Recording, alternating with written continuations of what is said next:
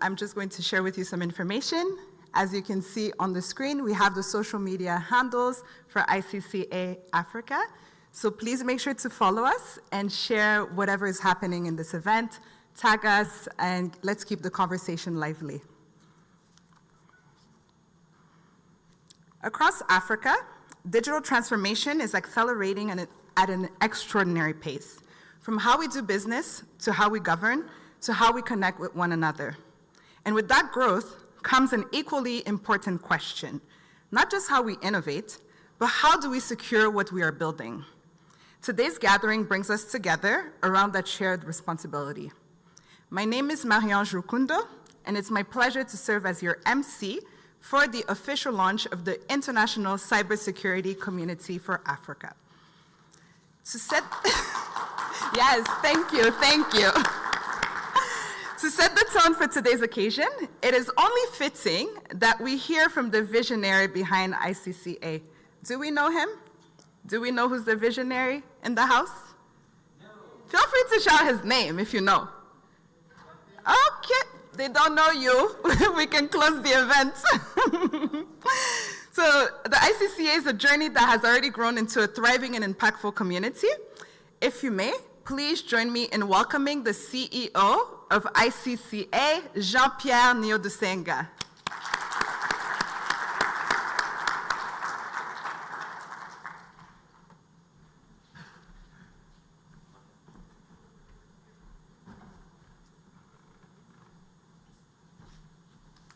Good afternoon, everyone. Glad to see you all.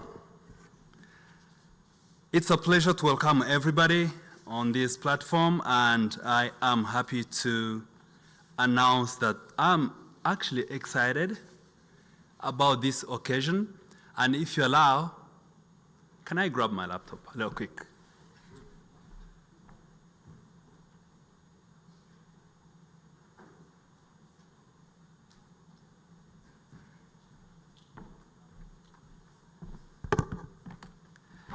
Already. So,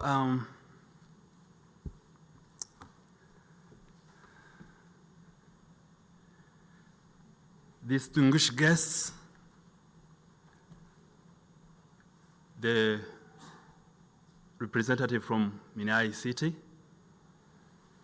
chief executive officers, ladies and gentlemen, it is with a great pleasure that I welcome you to this grand opening of ICCA.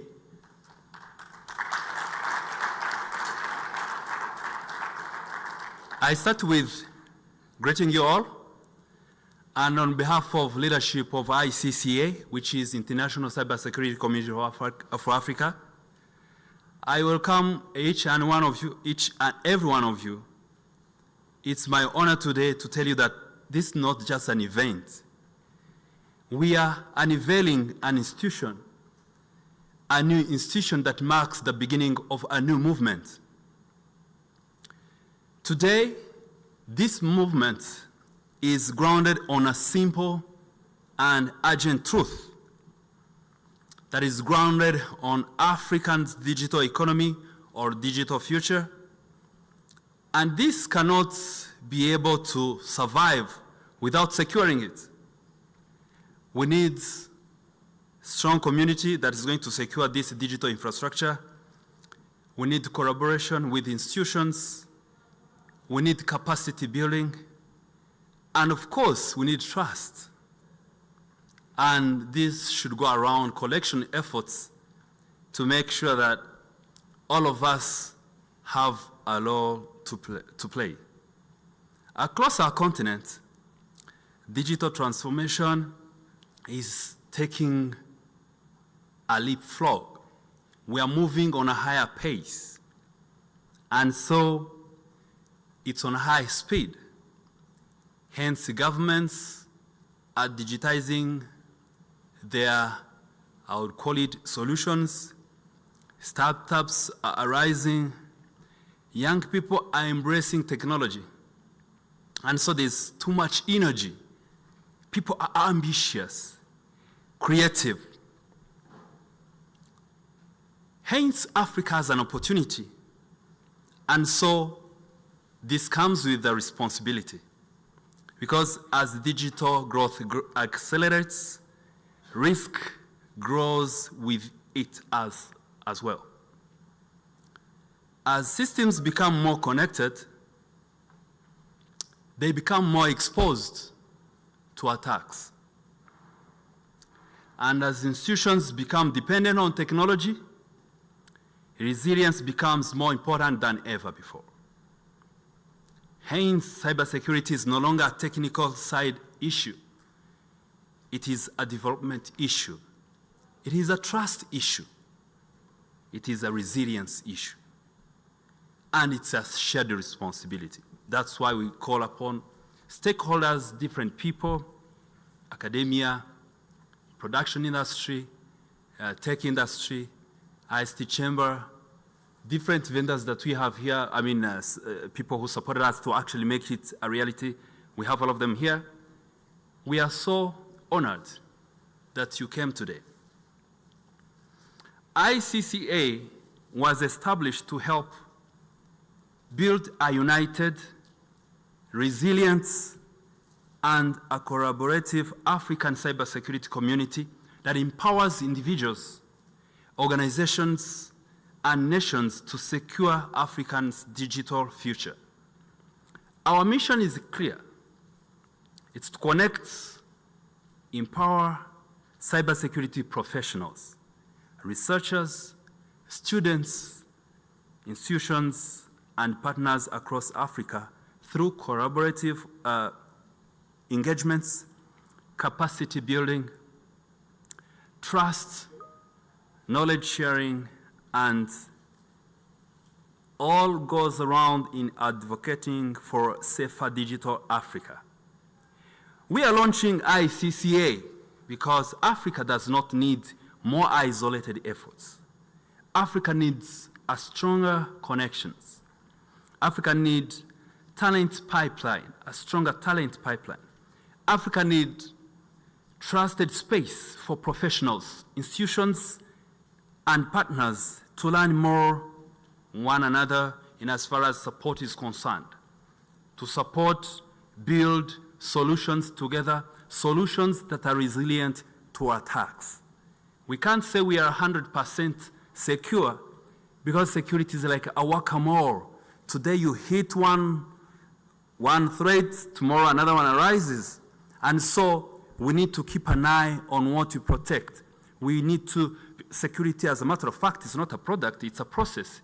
Hence we have to do, redo, learn as we embrace zero-day attacks where technology evolves, so we have also threats or threat landscape that evolves every single day. ICCA is designed to be one of those spaces where young people are going to grow, learn how to protect, not only to protect, but to break. Because you can't know how to protect until you know how to break.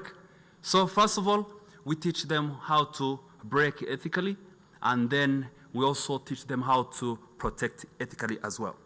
An attacker will never ask you for a permission to break you. That's why we need to have a skill of breaking the systems. We have a couple of demos. Some of our own will go and demo on the solutions that we have, and so we'll get to appreciate the reason why you need to partner with ICCA. Today's launch is therefore both a celebration and a call for action. It is a celebration of a journey, the mentorship, the sacrifice, the partnership, and the real human impact that have brought us together this day. But it's also a call for action to governments, to private sectors, academia, civil society, development partners, innovators, and young professionals who are in the room. Can you clap for yourself, guys, for having made it today? Together in shaping a stronger cybersecurity we need young people. We need your hand. We need to be carried. We need to be instructed. We need to be trained. We are deeply grateful to all those who have believed in the vision from the beginning, especially our partners, sponsors, mentors, collaborators, friends, and supporters. We would like to especially recognize the Ministry of Youth and of ICT and Innovation for having given us shoulders to ride on. We appreciate so very much. Send our message to the minister. Tell them that we appreciate the support we are being given. The support of our very own, the people you see on the poster here, Team Simuro from United States of America, Micro-Risk Labs represented by Remy Byiringiro, who is actually my immediate boss. I also, much as I'm launching an organization, I work for ICCA, but again, my side hustle goes to Micro-Risk. So Micro-Risk is a company that is based in Canada, Ontario. We have a branch in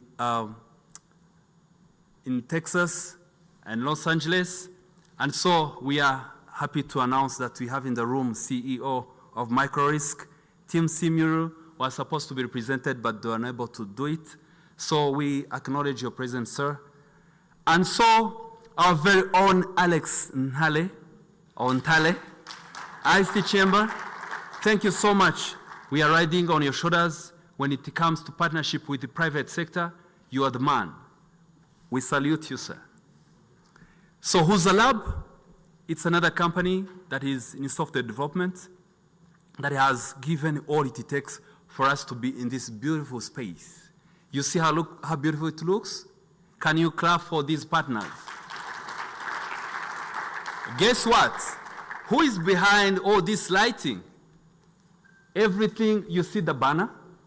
I think for some of you, it's your first time to see a stage like this. Unlike the first stage I saw like this was when the president was giving speeches during big occasions. But now we have inherited the legacy. Why can't we have events, top-notch events? We can also do it because we have a leader who is exemplary, who is setting up the pace. The caliber is very high, but we have to follow the move. Aren't we? Can't we?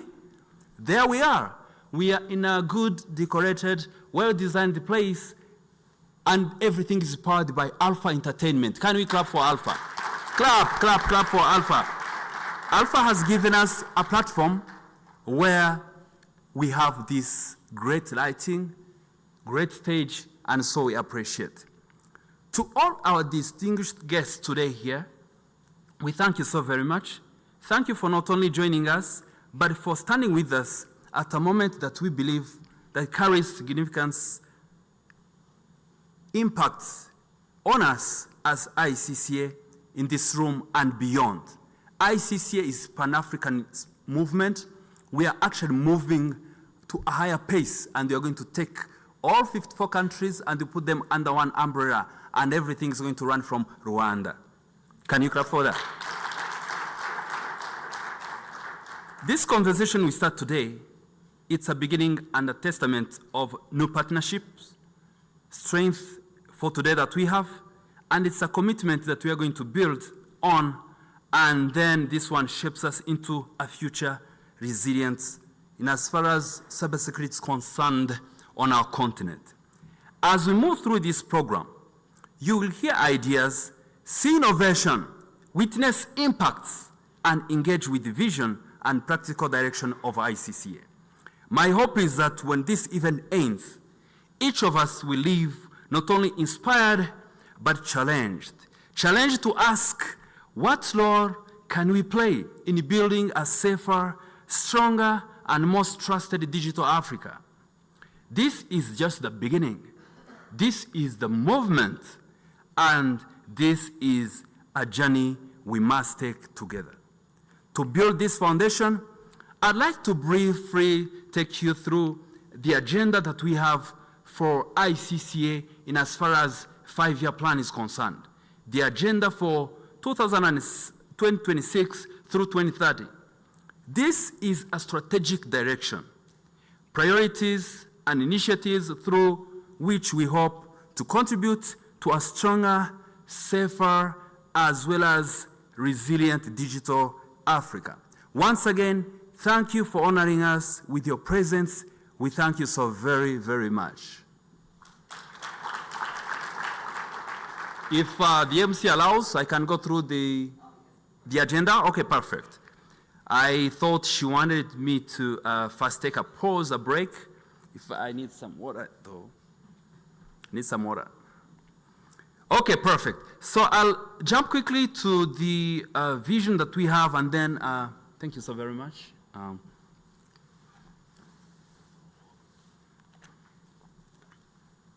I would love to see the agenda projected.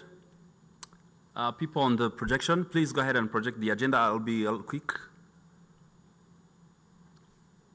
Okay, while they project, I'll go through the agenda and then they'll catch up. Ladies and gentlemen, allow me to go through the agenda of ICCA 2026-2030. There it is. Once again, my name is Petero, and I'll be going through the agenda of ICCA 2026-2030, and as you follow. As I mentioned and stated, today is not just an event. Today marks the beginning of a movement where we're going to collaborate, build capacity for young talents, or build capacity for professionals, so to speak, build trust, and then everything under one collective efforts or action where everybody's going to find himself. African digital movement cannot be a movement without accelerating digital transformation, where financial services are expanded, tech startups are on the rise.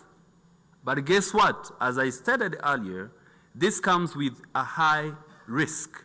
Hence, we have a responsibility for development issues where we have to deal with the threats that undermines or that hit our, I would say, economic growth. And so resilient comes in as well. Resilient comes in as, okay, there we go.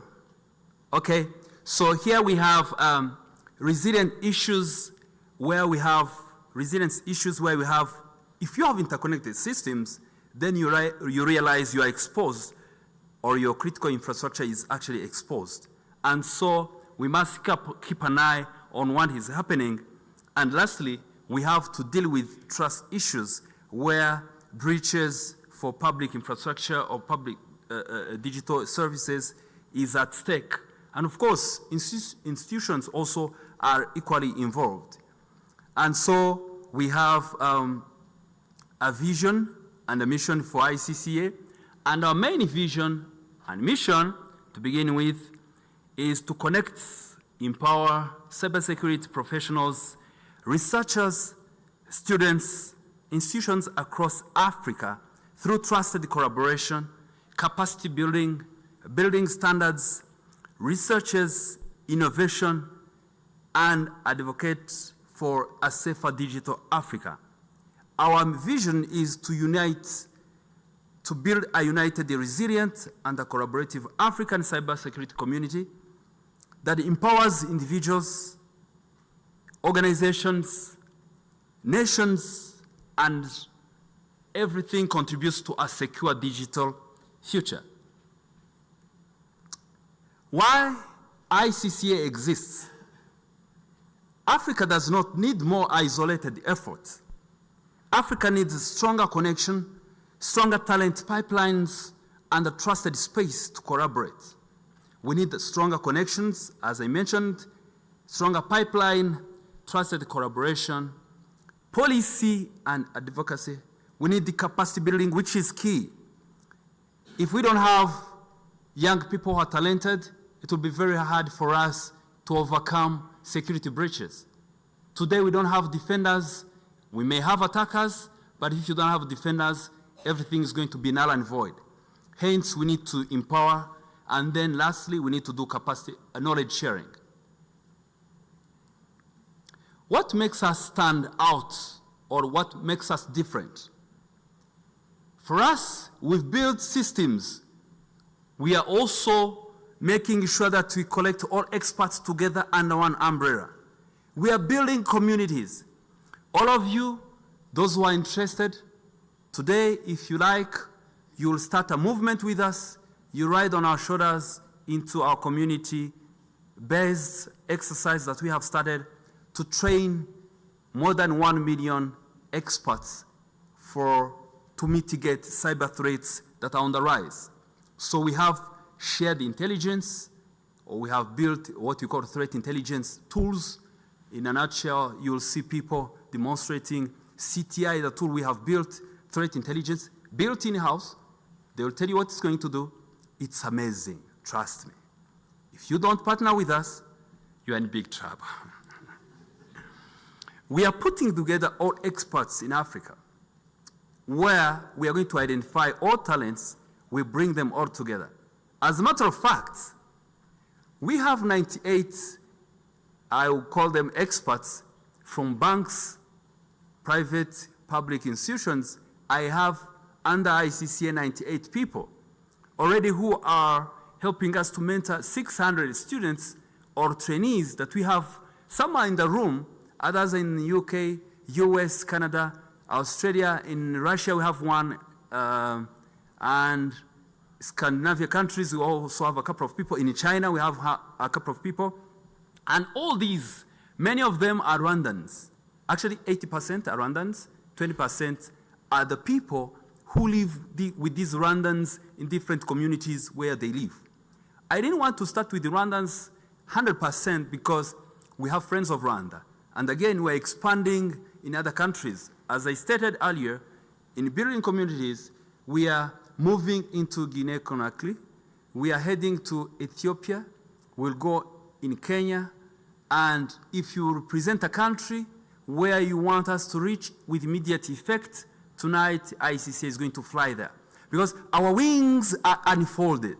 We are unstoppable. We are like an eagle that is flying high in the storms. And so we have that capability. We can reach where you cannot reach. Because if you're in the storm, everybody fears the storm. For us, we can't fear the storm. We are unstoppable. Our wings are unfolded. And so we are flying high, flying on the shoulders of the government that has given us a chance to operate, that has given us a chance to go to school.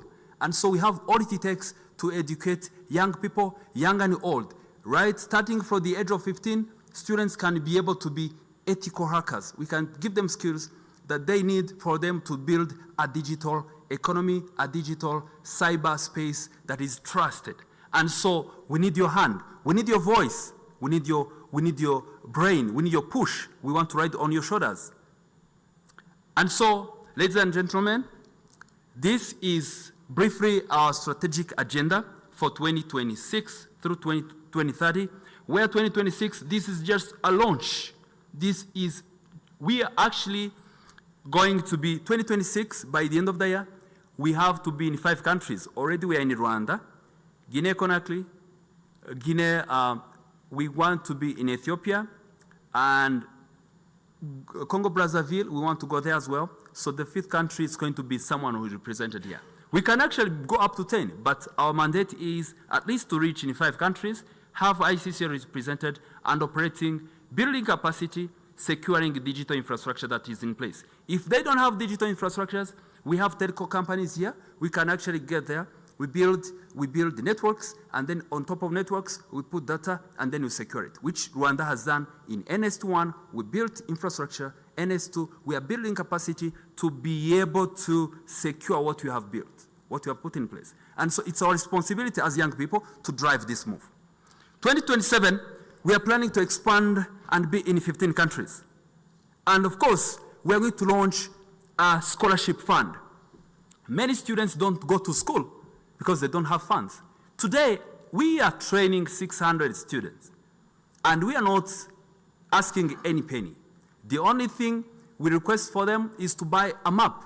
When you go to Cyangugu or wherever you head, you need a map for you to reach where you want to reach. And so, by the way, in a nutshell, we'll tell you what the map you need to have for us to ride with us. We don't request you any money. The government has paid for us to go to school, and we are giving back to the community. With that said, we will tell you what it takes to belong to the community. But trust me, it's free of charge. At the ICCA, we are doing it free of charge. Can't you clap for us? Of course, by 2027, which is next year, we will be in a position to also produce Africa Cyber Threat Report. Why? Because we have a scanner. We are building algorithms. We have actually built stuff that give us ability to be able to scan in the space, to be able to see what is happening, and we can tell you what is going on with your institution. Give us a mandate. Give us a chance. Let's do a proof of concept with you. We'll be able to tell you what is happening regardless of the fact that we are in your organization. We do social engineering. We do threat intelligence. We have quite cool stuff in the house that you need. 2028, we are looking forward to build 10,000 plus communities. Definitely, we have started and embarking on certification programs that give people skills that they need for us to be able to bridge the gap that exists in as far as employment is concerned. Employers are crying, we don't have skilled people. People have gone to school, but they don't have the right skills. We are bridging the gap. We are here to bridge the gap, especially for cybersecurity. We can also do CCNA. I'm an expert in routing and switching. I can teach you Cisco. Once you are done, then we move on networking, Linux, and then we do security. So actually, that's a simple pathline that you need to understand. Because you can't do cyber if you don't understand IP address. When you come to my class, the first thing I do, I teach you IP addressing. You can't do much if you don't know how to build a simple network. If you don't know how this system talks to this one, it will be very hard for you to protect it.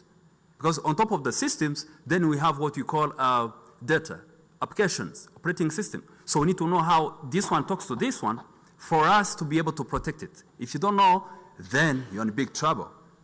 2029, we are looking forward to do policy advocacy, wins. We are looking forward to establish a very serious and resilient research publication hub.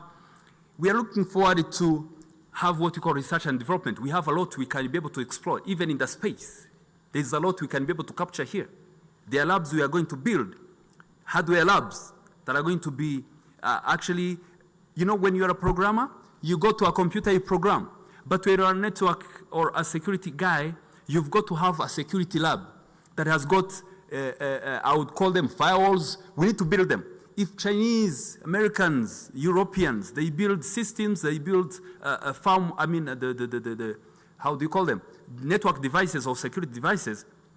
These ones, they have same hours like we do, same knowledge, they eat same food. Why do they innovate and we can't innovate? We should start innovation here. Actually, you see we have a Positivo. Positivo is gone. I don't know what happened with Positivo. But we should build a more resilient lab that can be able to manufacture network devices, routers. I know we can do it. Move is being manufactured here. Oh, no, assembled here. I know we can be able to manufacture stuff.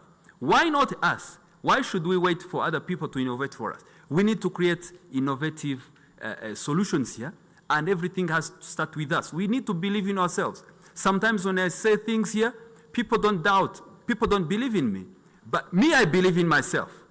If you don't believe in what I'm saying, it's okay. I'll do it, then you'll come following later on. Trust me. That's the policy, that's what I do. If you don't believe it, I do it, then you'll come later on and follow me. So with that said, if you want to partner, time is now. Don't come when I have taken the pace, I'm in the air. I told you, wings are unfolded. I'm flying the storms. I can't fear anything, I'm in the air, okay? You hear that? Let's move on. Yes, Robert. Yes, I can hear your voice. At least you're spotting the idea, you know? You're buying the idea. I know, Robert, we shared the... I'll later disclose it, but not now maybe. Let me move on with the 2030.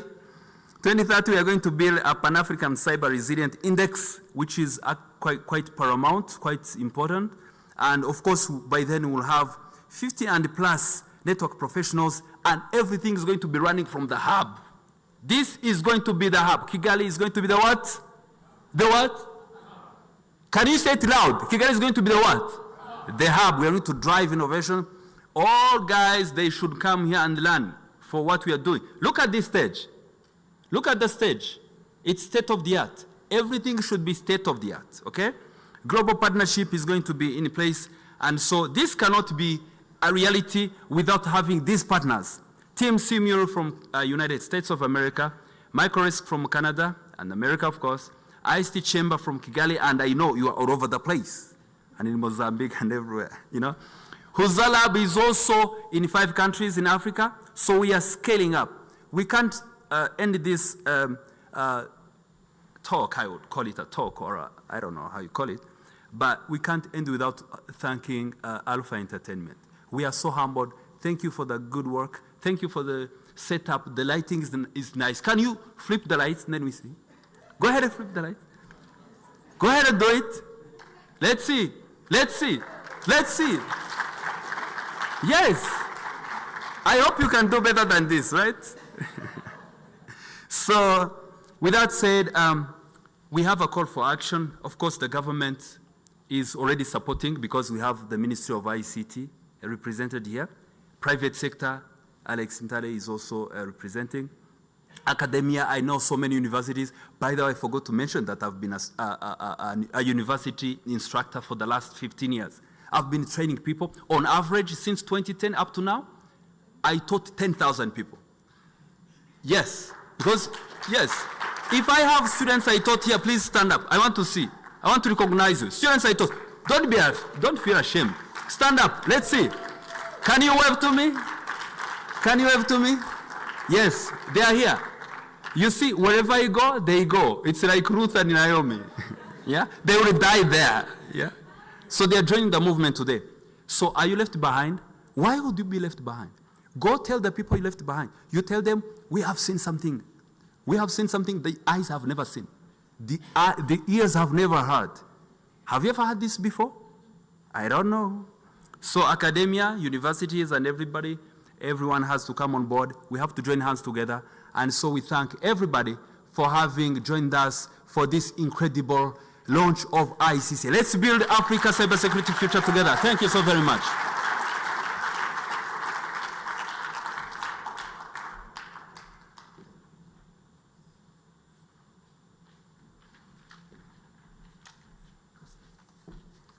Another round of applause for Mr. Petero.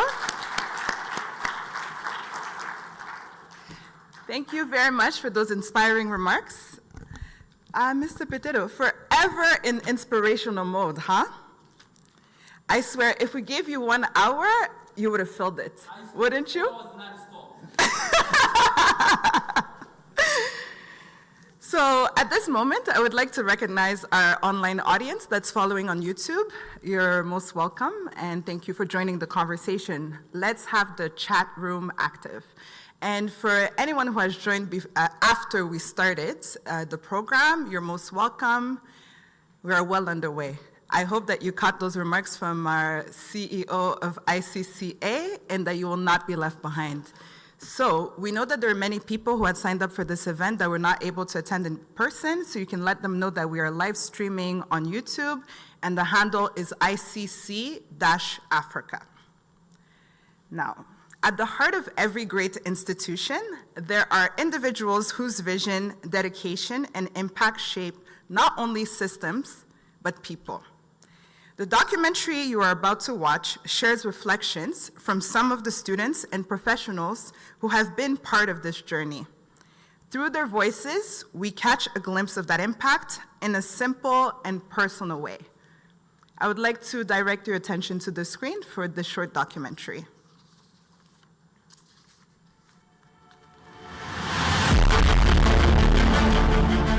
Africa is experiencing one of the fastest digital transformations in the world. Across the continent, innovation is creating new opportunities, new possibilities, and new hope. But as Africa's digital future grows, so does the need to secure it. Cybersecurity is no longer optional. It is essential to trust, resilience, and progress. Behind every institution, there is a human story. Before ICCA became a vision for Africa, it began with one journey of service, mentorship, and leadership. Here comes a story of Peter, commonly known as Petero or Kijana, from his mentees, his mentors or workmates, due to his humbleness. When I came here, there was an opportunity to come and train the ICT people from government, sponsored by government. That time it was called RITA. And among my first group, I met top university students sponsored by the government, and that's how I met Peter in the group. And I gave him the career path, advised him about the career path to take. From the basic networking, move to the professional, then go to security and systems. And to date, I can attest that it's the same path that Peter has taken. He has not deviated. Actually, he has made it much better. He has packaged it better. And when I look back, I say that this is a good student. I feel proud of him. His determination and gradual but effective training allowed him to do his job well, as those he worked with narrated from the way he joined them. Actually, he started as a senior network engineer, but with time he moved into security. You see, to master network security, you have to have a background of network itself. So he moved from being a network engineer to being an information security manager with KTRNY because he was very enthusiastic, very passionate, and very dedicated. I can tell you one of the achievements that he had was he helped the company to achieve the ISO certification 27001, which was actually the very first certification that the company got. He would model his team to become better people, to become better engineers, and most of the people he worked with then and he trained, right now they are somewhere. Also they have made it in career, and they are really actually very strong. Why? Because he was a good mentor. He went the extra mile, and I can say that his legacy is there to an extent that even most of the documentations that have been signed off by Peter. When you come in our company and find most of the security documentations, the policies that we are running on today, they have been designed by Peter. Not only he contributed to the growth and security of different companies, but also to various people development. And I met Petero in a course called Computer Networks. It was my first time ever meeting him. And then that time he asked if there was someone on probation. So I raised my hand in a class full of people. And then he was just amazed how I was brave enough to raise a hand in a class full of people, and you know us Rwandans. So he came to me, he gave me money, and he told me, you can get out of a probation. I was once there. So he guided me from, you can go get out of probation, but you can also choose this career path, because he could see far and see that this cybersecurity will be needed, or I'll have opportunities coming in the near future. My story might be different somehow compared to others, because I first met Petero when we met at church. First thing that I saw at Petero when we met at ICCA, I saw him as a courageous man, a person who wants to motivate young generation. His way of changing lives through cybersecurity preaching was so exceptional. If you are a trainer, you have to be somebody who is passionate, somebody who is friendly, somebody who can crack a joke one or two in between the session. You'll find he's bringing one or two jokes to interconnect the points that is explaining. So that's one of the quality that makes, distinguishes a trainer from another. Actually, it's to your advantage to work with him, because you see the benefits, you see the fruits by yourself. So I would say if you have a chance of crossing path with Peter, please just don't let him pass by. He has something to give, even if you're not going to employ him. Then if you spend time with him and interact with him, there's something you can gain. One, Petero is a courageous man, and he never gets tired of preaching cybersecurity wherever he is. Second, he's compassionate about what he's doing. And another thing is, he doesn't do this because of any other motivation, be it money and what. He's phenomenal. Yes, he's phenomenal. I just don't know how he does what he do, but he's phenomenal. They would also like to communicate their thoughts and feelings. I really thank him for mentoring young generation without any costs about that, because we didn't know each other. I really thank him, and I want to inform him that we love him. Peter, thank you so much. I just want to thank you for not being selfish. I describe you as someone who's not selfish, who wish others to, become better and better. And this requires your time, your efforts, your energy, and sometimes your resources. So thank you so much. I am very grateful for everything. God bless you. I love you. Africa needed more than isolated efforts. It needed a platform. A platform to connect people, strengthen talent, encourage trusted knowledge sharing, and build a united cybersecurity community for the continent. That platform became ICCA. ICCA stands for International Cybersecurity Community for Africa. It's a community-based organization. So we are targeting people to make sure that the people have the knowledge regarding cyber security. Very critical. As long as you hold a gadget, if you have a phone, as long as you have a phone, you are vulnerable to attack. Why? Nobody is immune. It's for everybody. Behind his expertise lies a story, a starting point, a reason. What inspired his journey in cybersecurity? It's actually among national strategic positions where we have built national backbone. On top of it, there is, I would say, digitized systems, applications. So on top of that, there's a need to secure the information infrastructure. To keep pace with emerging technologies and create a more skilled workforce, mentoring has always been and will remain one of the solutions for changing mindsets, improving knowledge, and acquiring expertise. For the last 15 years, I started back in 2010. Since then, I've been teaching students, making sure that I give them the basics of networking systems and, of course, Linux-related courses, so to speak. On top of that, I realized that I need to bring in a flavor of security.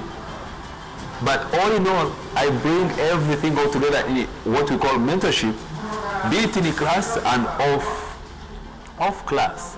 Also, as another contribution to the solution, I authored a book entitled Breaking into Cybersecurity, and it's for everybody. Since this one with no tech experience. With no tech experience, you can be able to read this book, understand, and make sure that you have quite paramount knowledge that is going to get you started with cybersecurity. from a small impact to a continental initiative, every drop counts day after day. I have a vision of training 1 million people by the end of 2030, but 1 million cybersecurity engineers, and I put them on the market. Guess what? ICCA, it's an organization, it's a community-based organization that is going to impact not only the organizations, but also the people. As part of our expansion, partnerships are essential to achieving ICCA's objective. We are looking forward to also organize some conferences, international conferences. For example, we are going to invite Google, Tesla, these big companies to come to Rwanda to learn on what we have done, the development we have made, the digitization we have put in place, security that we are building. And if someone is interested, we are going to work together to make sure that at least we improve the ecosystem, be it on trainings, be it on the system we are building, be it on the environment itself. We make sure that this digitized environment is not really compromised. What began with changing lives is now becoming something greater. A movement, a platform, a shared commitment to Africa's digital future. From impact to institution, from mentorship to movement. This is the beginning of ICCA.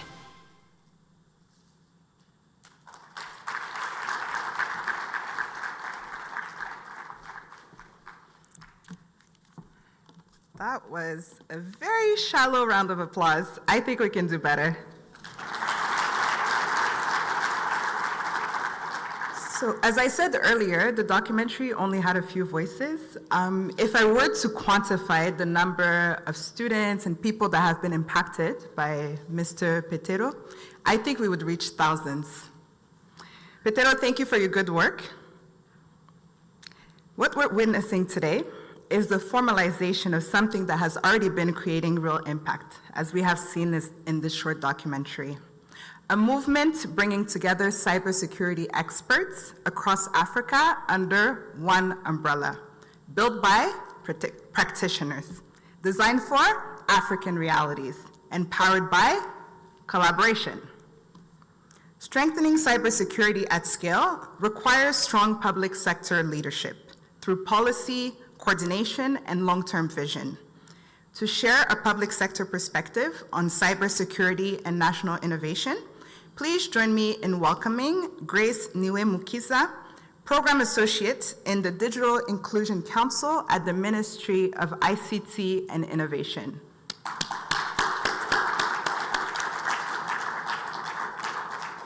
Let's keep clapping until she reaches the podium.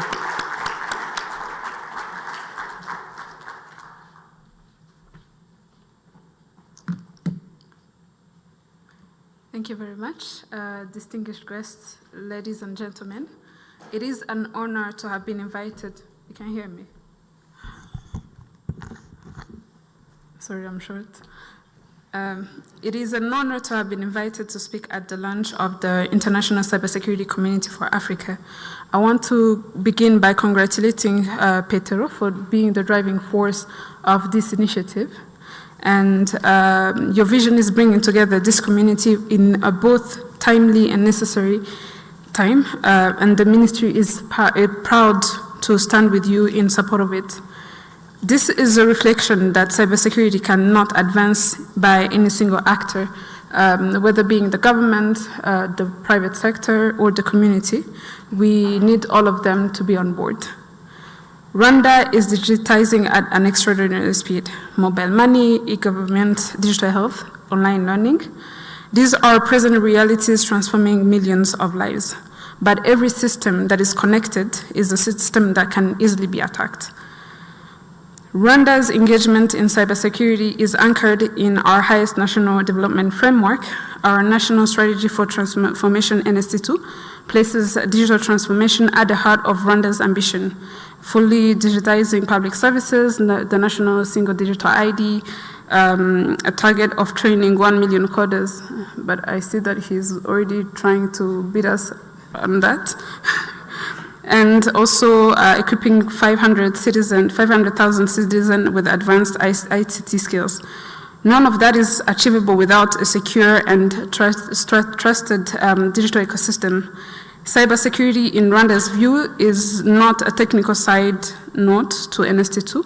It is a foundational condition of our success. With that in mind, from our experience as the government, we needed 3 things that matter most in building a national cybersecurity posture. We have a strong legal foundation that includes the Rwanda's 2022 cybersecurity law that was establishing a clear obligation, enforcement powers, and a framework of cooperation. Institutional capacity, we have the National Cybersecurity Authority that was established and coordinate policy, incident response, and international engagement. We have human capital, we have the academia, we have university partnership, training, and then regional capacity building. Technology changes fast, and people are the most durable assets that we have. Communities like this one exist communities like this one exist to do what the government cannot do by itself. It convenes across borders, builds trust informally, and move faster than bureaucracy. What we hope as MinICT for this community is that it will help us create trusted space for governments, practitioners, to share threat intelligence and policy lessons across the continent. Champion harmonized legal frameworks that close jurisdictional gaps that cyber criminals currently exploit, invest in the next generation of African cybersecurity professionals, especially women and the youth. And also amplify Africa's collective voice in global governance. And also, we wanted to let you know that the Ministry of ICT is committed to being an active and contributing members. We already believe in you, even though you said that people are not believing in you, we're already believing in you. And we are happy to be working on this road with you to the 2030 vision that you have, since our visions are aligning. And I just wanted to end my speech by saying that a house cannot stand on a single pillar. This is not something that the government would be able to do by itself, and this is not something that even the private sector would be able to do by itself. We need more committed individuals like you, Petero, to a dedicated teacher. And I honestly was, I think I'm going to be one of your students, because this looks like it's an interesting. And so we hope to also get one of your books at the ministry for our cybersecurity team. And also for the ones that do not know, today is his birthday. So we hope there is cake somewhere. Thank you very much, and enjoy the rest of your day.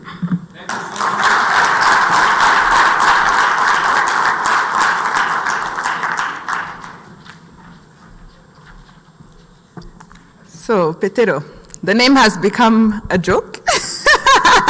All of us know him as Petero. It's very difficult to call him anything else, so I hope you don't mind, right? Okay, so thank you so much for your remarks, Grace. One thing I heard, you said you want one book. I hope you will be purchasing the whole lot, right? Exactly, we're multiplying here.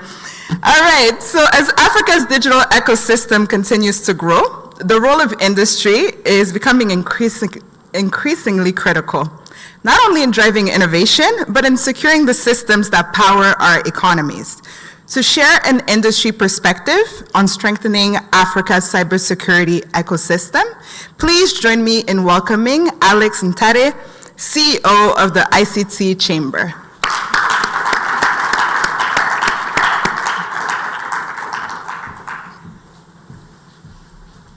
Thank you very much. Wow, I can't see anyone. Thank you and congratulations, Petero, and everyone who's behind ICCA.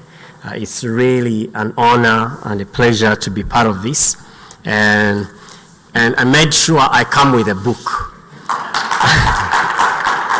It was on the table. I said, okay, Petero whispered to me, says he wants to be a billionaire. And he's selling these books. So please make sure you go home with a book. But on a more serious note, I think the title of the book is very clear, Breaking into Cybersecurity. The title of my speech is meant to be strengthening cyber resilience in Africa. And I'm not a cybersecurity expert, but one key word was used, and that is ecosystems. What we need, I think a lot has been said on the importance or the depth at which and the speed at which not just Rwanda, but the rest of the world and the rest of Africa is digitizing. And as we all know, the more digitization we do, the more we open up to attacks or vulnerabilities and so on. So what does that mean? It means that we need to build security from design. Security must not just be something that we add on. It must not be something that we remember later on and we integrate and we speak to people, calm, something is wrong here, but rather right from design. And for us at the ICT Chamber, and even as industry, one key effort we see that is important is building communities. And what are these communities? I like the key word here for us, it's community. because all of us as Africans have heard that it takes a whole village to raise a child. But even as global geopolitics change, as everything that is around us is changing, what is very, very clear is that we need to own our systems, we need to own our sovereignty as nations, but more important, we need to be vigilant. We need to know that our homes are secure because we have these platforms in there. For those that are parents amongst us, this means your child has online protection. Your bank accounts are secure. But as we also know that we're moving into EV, moving into electrified cars, into self-driving, computerized vehicles, we need to make sure that our vehicles are also secure. So what does that do?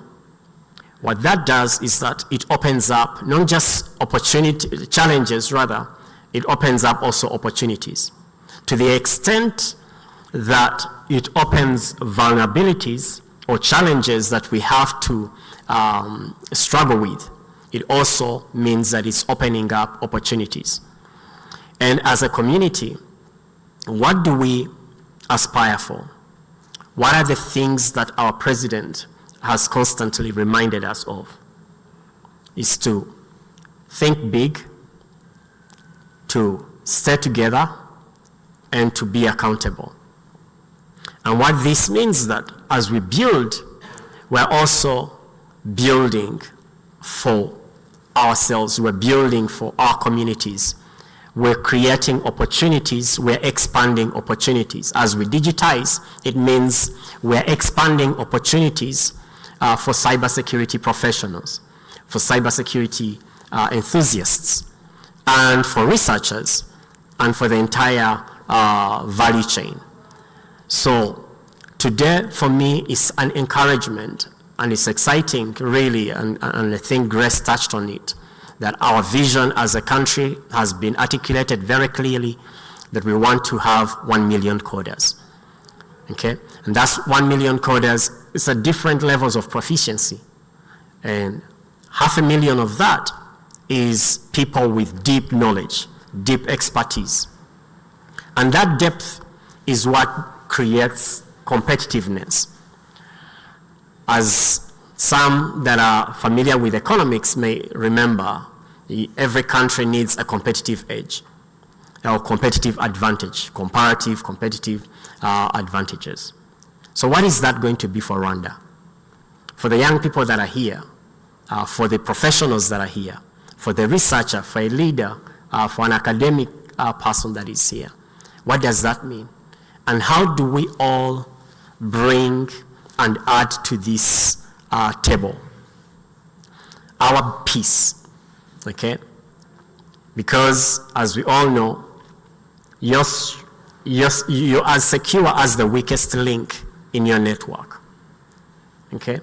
You are as secure as the weakest link. I think I was whispering to a colleague I was sitting with when Petero was presenting and saying we will social engineer, and then your organization, I say, he's already social engineering us. But isn't that a good thing, that we can social engineer for a greater purpose? That we can actually come together, and what brings us together is to break into a better future? Because that is really what, for some of our friends, some of our colleagues, who are out there, whether it's in the remotest part of Rwanda or the people that are very close here to the city, sophisticated or not sophisticated, that's what they expect from us. They expect from us to build them that future, to help as they build also our future in one way or another. They are growing us food. Others are moving us, transporting us. So it is not a one sector thing, because that's how sometimes we get to see things in silos. That is an ICT chamber thing. that is a academia thing, that is a private sector thing, this is a Petero thing, Yatangie. No, it is for all of us. Okay? It is for all of us. It is for all of us because as one of us grows, as one of us strengthens, as one of us expands, we all expand with them. Okay? So my plea and my pledge as an ICT chamber, we are committed to this. We have been building the community, the ICT community, since 2011, when some of us were very young people coming out of university, others were coming out of high school, and came together, leveraged the platforms and the partnerships that government gives us, believed in us. No, Petero, you won't have an issue of people not believing in you. We already believe in you. Okay? So we have been at that, building community. To what end? To this end. That today, the stones that I laid, the foundations one of us laid, another one of us comes and builds on top of that. And so another comes, builds on top of their work.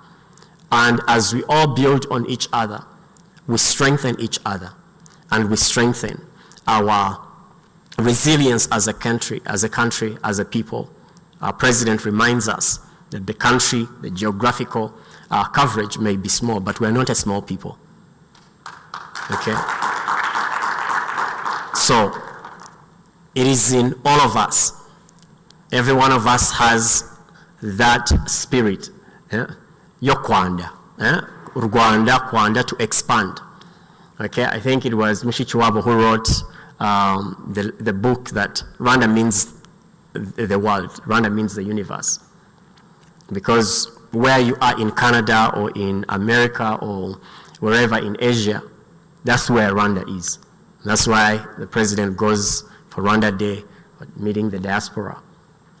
But more important, I think, for us is to know that if you're a professional who's sitting in the audience, you are a hiring executive or manager, how can we work together so that the job profiles that are advertised are actually communicated to the universities, to the educators, to the trainers, so that tomorrow, and maybe we don't have to wait for 2030, but we can build the talent base that is competent, that is competitive, that can actually deliver for our country and for our continent. So for me, I think it is not just another event. This is not just another organization that we're launching. It can be if we decide that. If that's how we look at it, if people in this room, if we look at it that way, but if we wake up to the fact that in the financial institution you're working in the network company or infrastructure company you're working in the school as a student where you are at, if we wake up to the fact that we have a role, each of us, we have a role to play in building a community, then this will be more than just an event, but rather it will be an interconnection, an ecosystem that spreads and grows stronger by every new person that comes to join us. So thank you, and congratulations again, and get the book and breaking. I'm worried about the title of the book. It says breaking into. I'm wondering why there are no keys. Okay, is it because of the level of encryption? Is it because they're using some kind of blockchain that will need people to break? But whether you break in or whether you open, just make sure that you connect with someone today and that you bring value and that they can bring value to whatever we're building. Thank you.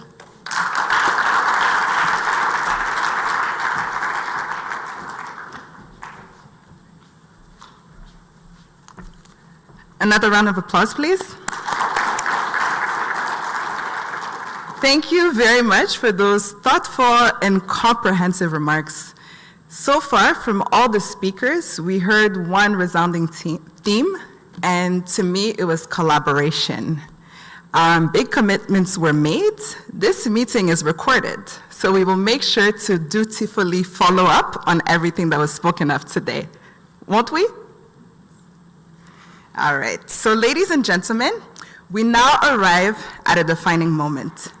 Today we are here to officially launch a platform that brings together Africa's cybersecurity talent, expertise, and ambition into one unified community.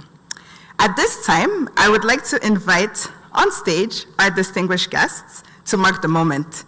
So we have Mr. Petero, the CEO of ICCA, Mr. Biringiro, the founding partner of ICCA, Mr. Ntale, the CEO of ICT Chamber. We have Ms. Niwe Mukiza, the representative of Ministry of ICT and Innovation.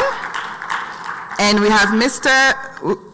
Mark, the chairperson of the ICCA board.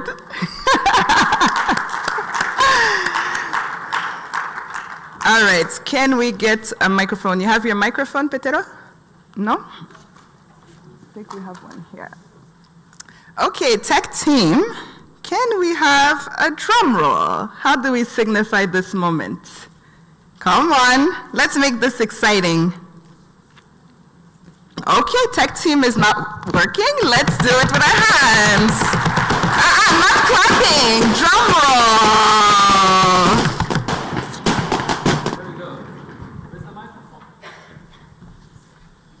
Hello, test mic. Ladies and gentlemen, I hereby declare the official launch of ICCA Africa, which stands for International Cybersecurity Community for Africa. Distinguished guests, partners and friends, on this day, 20th March 2026, here in Kigali, Rwanda, and in the presence of our valued stakeholders, partners, supporters, and members of the wider cybersecurity community, it is with a great honor to officially declare the International Cybersecurity Community for Africa, ICCA, launched officially today.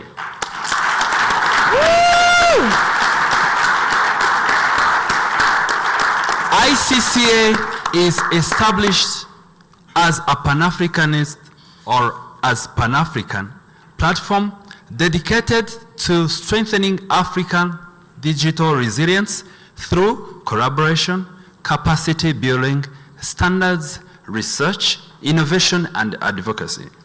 This launch marks the beginning of a shared journey, as we have these partners here with me. A journey to connect and empower cybersecurity professionals, researchers, students, institutions, and partners across Africa in building a safer, stronger, and more trusted digital future. May this moment stand as a symbol of a collective commitment to partnerships, resilience, and practical action for the African cybersecurity future we need. I therefore declare the International Cybersecurity Community for Africa officially launched. Thank you so very much.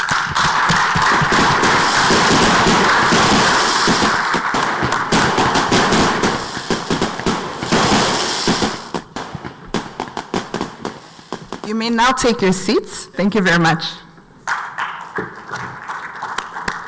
The clapping is so shy. What's going on? Let's have some energy in here. This is a really big moment. Thank you, and a big congratulations to the ICCA team. So what makes ICCA particularly exciting is that it's not only building a community, but as was said previously, building solutions for Africa by Africans.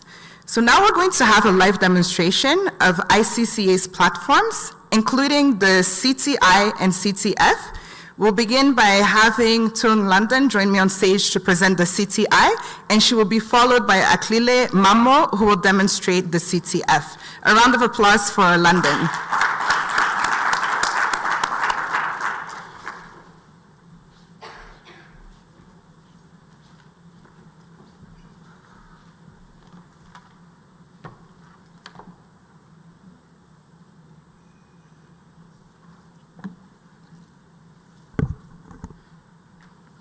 Good afternoon, dear distinguished audience. It's an honor for me to stand here today to present one of the products of the ICCA launched today.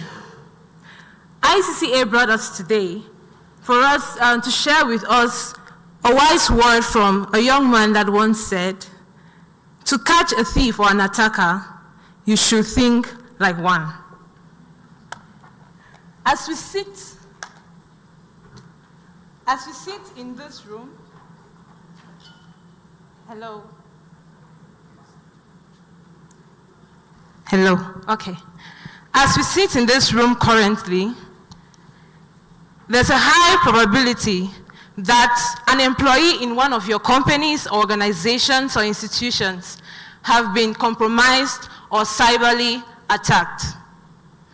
That is because there is a secret, silent software or malicious software that has been compromising your system and harvesting your credentials without your knowledge. It's not that your cybersecurity team, if you have one, is not doing their job. It's not that the multi-factor authentication system you've put in place is not enough. Neither is it that your HR manager was probably kidnapped and gave out the credentials of your company. No, it's because of this silent killer to steal information, kill your company, and destroy it. Now, the cyber threats that we're facing today, they have evolved. Attackers are not just breaking into our systems with noisy alerts. They are logging in silently as authentic users and employees of our systems. How do they do this? A device gets infected in your company's system by probably a phishing link or a malicious software that has been downloaded by one of your employees. This malware harvests credentials, be it passwords, usernames, or session tokens, as well as browser cookies, and sells them to the dark web marketplace. This bypasses the MFA that has probably been placed in silently. There is no login event triggered. There is no OTP verification email sent. Neither is there any anomaly alert that is sent. This is not only theoretical. From our research across Africa, credentials are being stolen from institutions every week, and this ranges from financial institutions to academic institutions, the government offices, you name it. These billions are being lost as a result of these credential theft. Why? Because threat intelligence in Africa is actually fragmented, and there is no centralized African secured system to detect these threats and give the alerts to the concerned parties. It is at this juncture that we present to you the Guardian, Umurinzi Cyber Threat Intelligence Platform. This is a platform that has a sole goal to detect stolen credentials and give you alerts within a space of 24 hours. We do three things. We detect, alert, and protect. We detect credentials stolen from your company on the dark web, and we notify you. Now, these notifications are not generic. They are very specific, with telling you exactly which employee or user in your institution was compromised, telling you what credentials were gotten, telling you which account was attacked, And also, if there are existing attack sessions, then we give you, within a 24-hour span, an alert that, hey, your system has been compromised. And then Umurinzi comes in to protect your system. We give you a full analysis report on the sessions that are existing, and we terminate those sessions. We give you advice on how to reset your credentials and train your employees and users on how to fight against threat intelligence. Partnering with ICCA and investing in Umurinzi CTI is not just about protecting your own organization. It's also becoming part of a continent that detects these threats early and notifies people, because a threat that is experienced in East Africa can serve as a warning to companies in West Africa. This is not just a vendor relationship, it's also a partnership for us to secure African cyberspace. At the end of this race, Umurinzi gives you the power to see a compromise before it happens, the intelligence behind that compromise, and the ability for you to take action before the crisis. We invite you today to request a free threat assessment for your company or institution, get early warning notifications, and then partner with the ICCA network. Because, so you have seen CTF on the title, but have you seen it anywhere else? Have you heard CTF before, or does it ring a bell when you hear the acronym? If not, you're in luck. CTF stands for Capture the Flag. It's a gamified hands-on experience for an individual to gain a cybersecurity skills. So let me explain how this works. There are flags placed in hidden places in a machine. That machine is intentionally made vulnerable, and it's also a controlled environment. While using that controlled environment, an individual is required to hack that machine and get the flag. As we all know, hacking is illegal, but for this scenario, because it's a controlled environment, hacking is legal, and this is how ethical hackers and other cybersecurity experts gain their experiences and also have hands-on cybersecurity skills other than just reading books and watching videos. So this is the problem. Recent studies show that there are nearly 1,848 cyber attacks per week on African organizations. And also nearly 69.8% of our devices are compromised and also are vulnerable for attacks. This is a huge number, because if our devices are compromised, imagine our bank accounts, imagine the social media.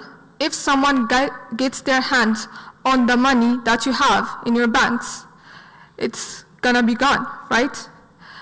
And also, if someone impersonates you on social media, if they have your passwords, if they can send a message to someone impersonating you, that is really dangerous.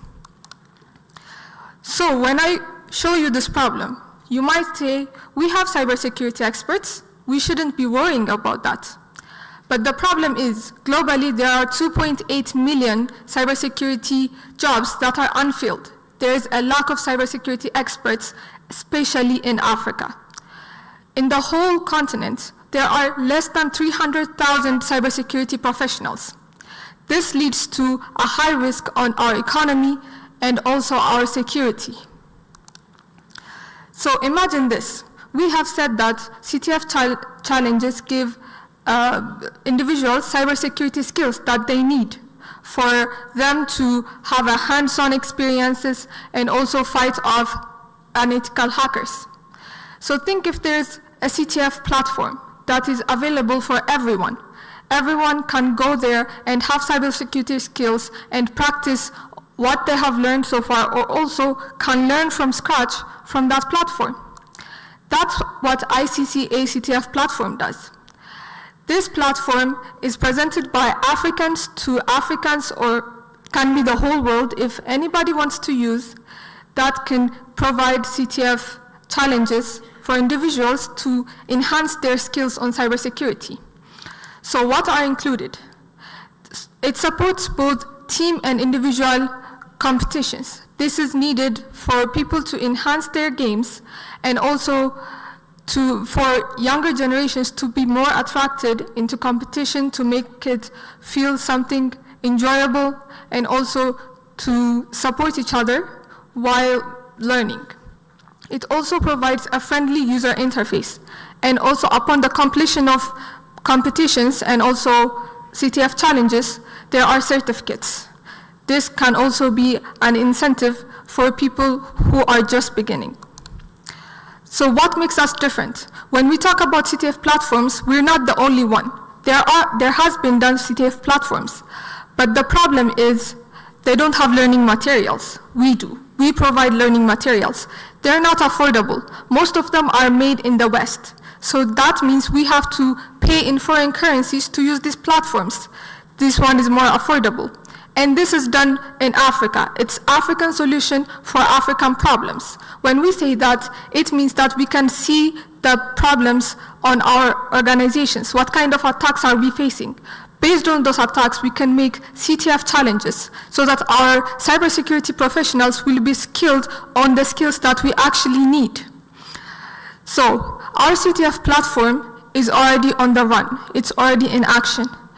It has been released to users at the start of 2026. And so far, we have 30 users. And we have completed 2 successful competitions. So this is the leaderboard from our platform. And if you want to be a user, or if you want to learn about cybersecurity, if you want to see the leaderboard, even if you're not interested in learning, if you want to see how it's doing, you can see it on ctf.icca.africa. Thank you.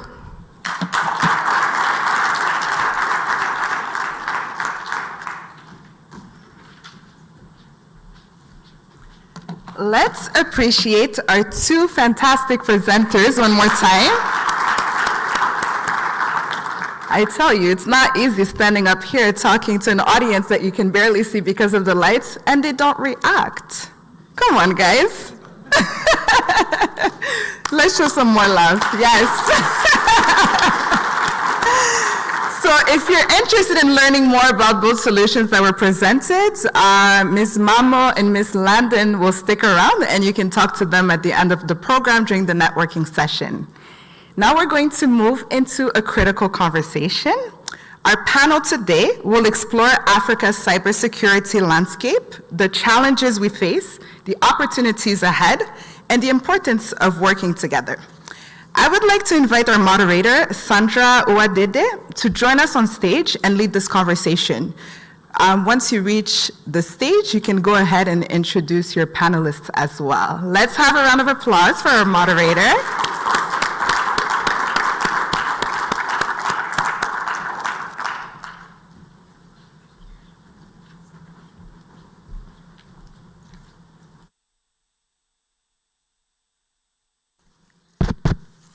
Thank you. Thank you, Marie-Ange.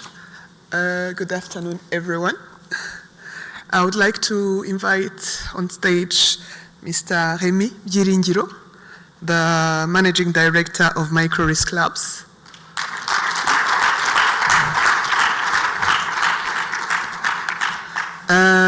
Please welcome on stage Lena Chacha, the Research Lab Manager at CyberLab Africa.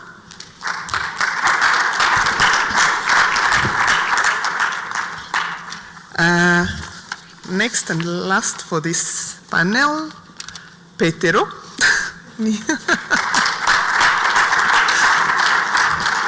the CEO of ICCA.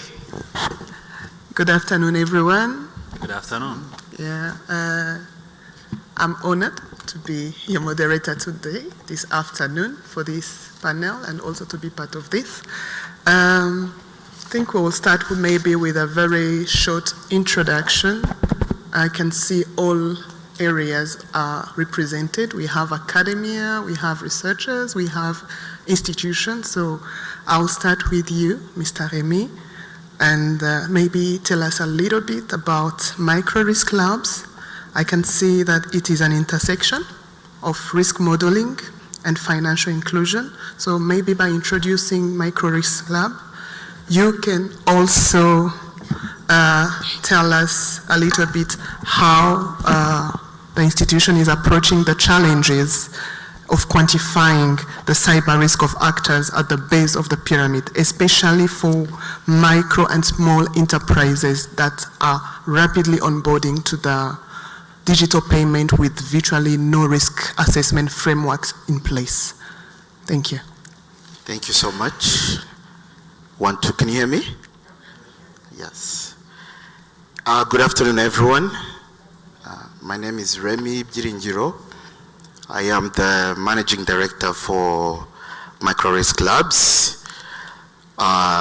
We are a consulting and capacity building firm, and our focus is to help institutions and organizations to strengthen their cyber resilience as we move into a more digital world. And as we have heard from ICCA, Africa is growing. The digital Africa, or the digital economy in Africa, is growing a lot. And with that growth comes a lot of cyber risk incidents, and the cyber risk grows every day, and it grows rapidly. And that's why we're very excited to be here, actually, and to be a founding partner with ICCA, because we believe in collaboration and ecosystem, and we believe ICCA is going to be a major partner in that. So back to your question, micro-risk looks at cyber risk for small businesses with an approach of what is your biggest cyber risk? Mm-hmm. How often do you expect that incident to happen? What is the cost? And also, what is it that you can afford? And you cannot create the same model for a large enterprise to be the same model for a small business. Mm-hmm. So for a small business, you're looking at things like mobile money fraud, you're looking at account takeover, you're looking at email scams, you're looking at protecting your payments. As you said earlier, a lot of small businesses are just integrating without even any assessments, without vendor risk assessment or third-party assessments. And because you do not have the same staff, you do not have the same money as a large enterprise, you look at what are my highest risk and what can I afford in terms of protection, and you concentrate on that. So micro-risk comes in, and we help you to build a model that fits you, that fits your business and fits the cyber risk that you're facing. Thank you. Thank you, Remy. Maybe just to challenge that a little bit, yes. Can you explain to us how affordable cyber risk looks like specifically for that segment? Because as you explained, it's mainly it's not possible to have the same model for a large institution and also for a small one. So briefly, in a very short. Yes. So thank you. It can be as affordable as your company can afford. So people look at cybersecurity as just having all these tools, or like I should have all these tools to protect me. But if those tools are too expensive for your business, then those tools are essentially not practical or even useless to you. So like simple tools of like making sure you know who has access to your payments, who has access to your accounts, making sure that you have simple cybersecurity controls that actually work, like multi-factor authentication, you know, and where you can even implement, for example, logging. Those can work, and those can be as successful as your business, you know. And as you grow, you can even implement more and more tools. Thank you. Thank you very much. Good afternoon, Lena. Yeah, maybe can you please also introduce yourself to the audience and also tell us what Cyber Lab Africa is? And yeah, maybe then after we'll ask a question. All right. Thank you so much, Sandra. So before, maybe I think you know the name. The name is Lena Chacha. Someone said something earlier. I think it was Alex, that it takes a village to make a person. At this point, before I say anything, I would like to acknowledge my villagers in the crowd. Any villagers? Rosine, Alex. Please, anyone who has interacted with me, there's another villager there, Emmanuel and Deshimia. My colleague from Rwanda Coding Academy, Mark. It truly. Oh, there's another village over here. Yes. It really takes it takes a community, and I think that's the most exciting thing. So I think so. My name is Lena, and I like introducing myself as a cybersecurity expert. I am also a published author. I have a book that I also published, and I have worked in networking, programming, and today I work at a lab which is called Scilab Africa, and where I am a lab manager looking at a very wide portfolio. Scilab Africa is within Carnegie Mellon University here in Kigali, and the lab has two places right now. So we have here in Kigali and in the US. And so we do collaborative research. We do work in finance, identity solutions. We do healthcare, connectivity. I think one of the principal investigators, and Manuel is a big champion of connectivity. And then we also have education programs. I've been working with my colleague from Rwanda Coding Academy a lot, trying to be infectious. We need to talk about, when you talk about, let me tell you, when you talk about 1 million coders, 1 million cybersecurity engineers in Africa, that is not a joke. I've been running a hackathon that targets students between the age of 13 and 25 for 5 years, and it is this year that I have hit 9,000. So when you talk about 1 million, I think at this point, so when Petro said 1 million, I was like, so do I like do 1 million and then he does 1 million, 2 million?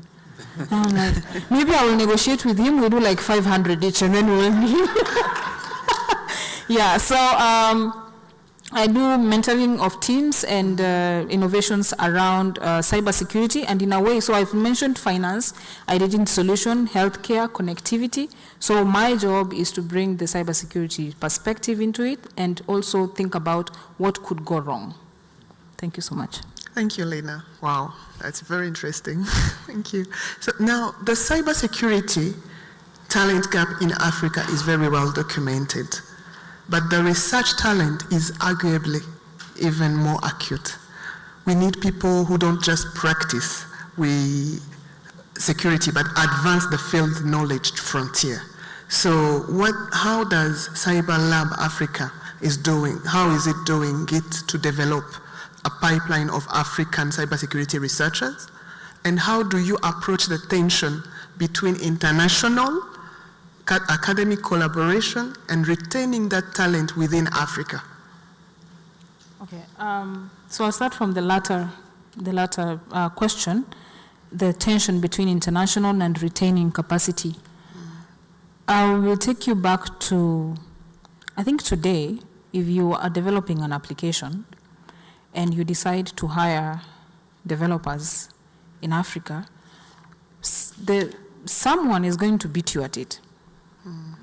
And therefore, what do? You go to India.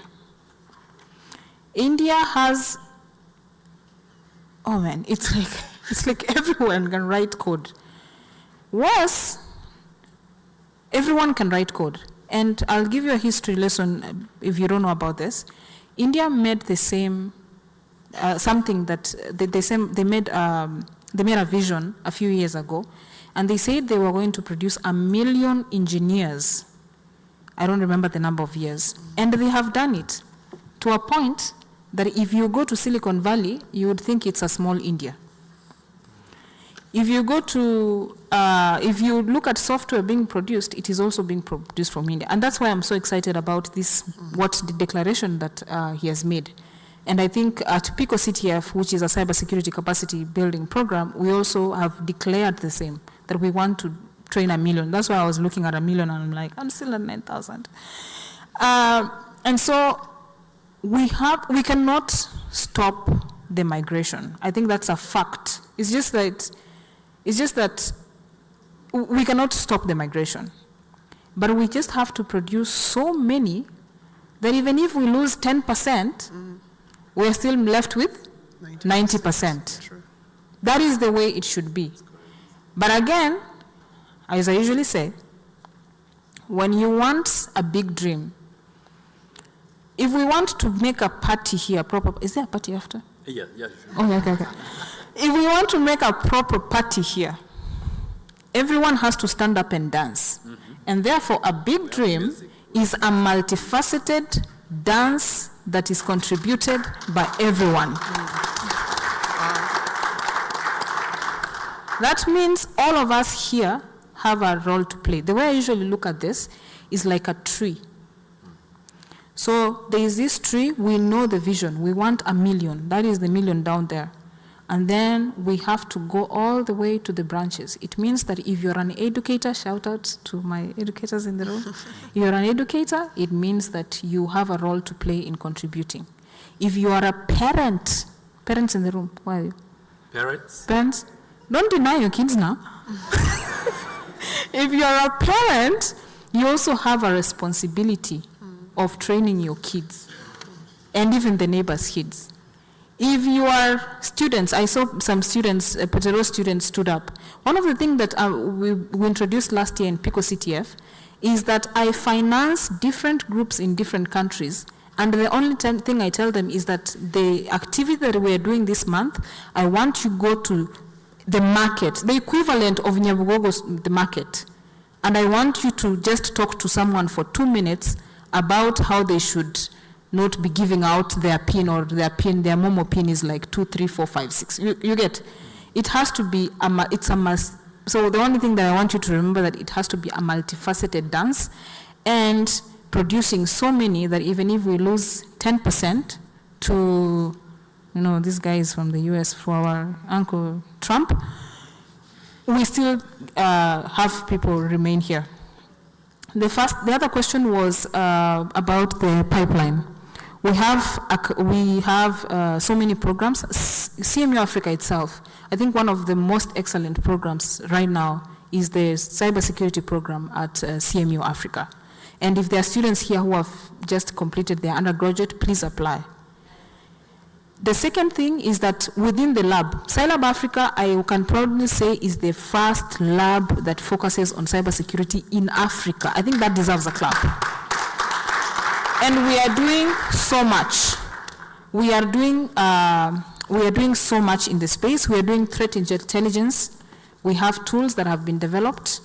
We have open source security operations software and to power your SOC. We are looking at mobile security, that is edge security. We are looking at, we are advising central banks. Just the other day, we were seated with banks, 42 central banks, telling them about threat intelligence.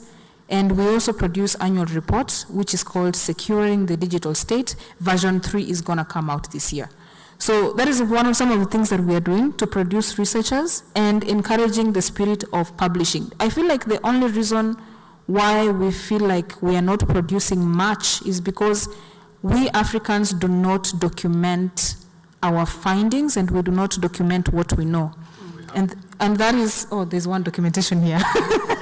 And that's one of the things that I think the practitioners in the room, we need to improve on that. And I hope ICCA will provide a platform for the practitioners in the room, people who are in industry, to come together. Is like, we have, submit your idea to ICCA and let us have that published. Let us curate that knowledge. That is the only reason. But if you want to tell me if someone knows how to do like anti-money laundering software, we know how to do that. And we are probably doing the same thing that the US is doing, but we are not publishing it. How do people know whether you know something if we are not talking about it? Mm-hmm. Thank you, Lena. Thank you. That's very interesting. And yes, yeah, we need to be, that is again collaboration. Yeah, yeah. That is again collaboration. And from what you've just said, I can also understand that whatever Cyber Lab Africa is doing, the agenda is designed to address threats that are specific to Africa. Yes. That is a great thing, yeah. Petero, it's hard for me to call you Jean-Pierre. So I know. You'll bear with me. So ICCA, congratulations first. Thank you so much. And happy birthday. Thank you, I appreciate it. Yeah. ICCA's mandate is fundamentally about community and collective action across Africa. That's correct. Yeah.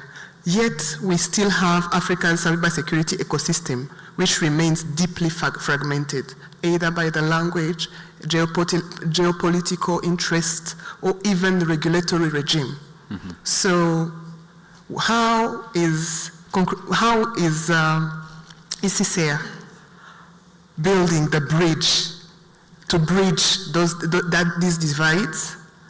And where have you seen genuine community-driven collaboration produce measurable outcomes in threats response and capacity building? So how are you planning to bridge those divides? Actually, it's very simple and straightforward. Mm-hmm. When I launched, actually I didn't launch, but when I put this book out there for people to buy it, the very first concern for Rwandans was like, okay, this book is entirely in English, can you put it in Kinyarwanda? Mm. I accepted the challenge.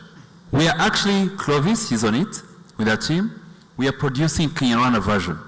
Mm. As if that is not enough, the same challenge arose when I said I'm going to Ethiopia. By the way, Salama, the lady who presented CTF, Akilili. No, yes, correct. Actually, to say hi in Ethiopia, you say salama.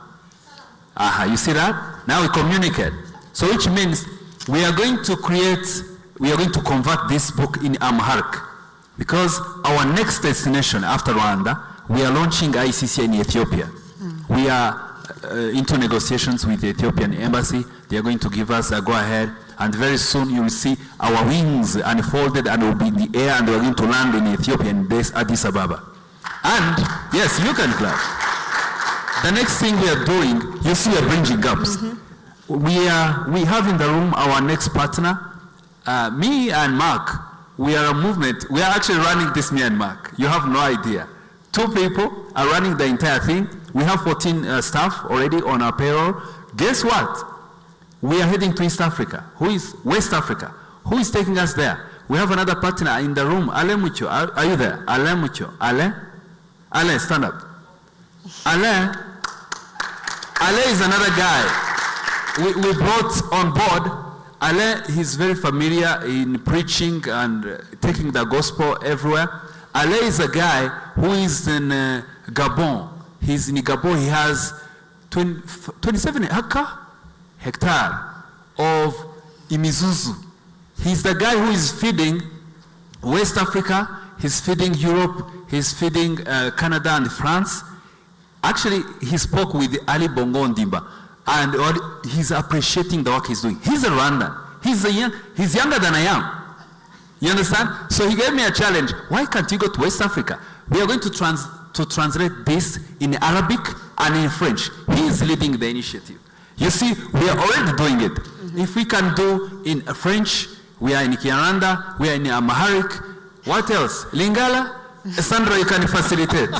So we are already everywhere. Congo Brazzaville, Ale is also taking us there. West Africa, the whole part on the other side, Ale is taking it. The other side are clear.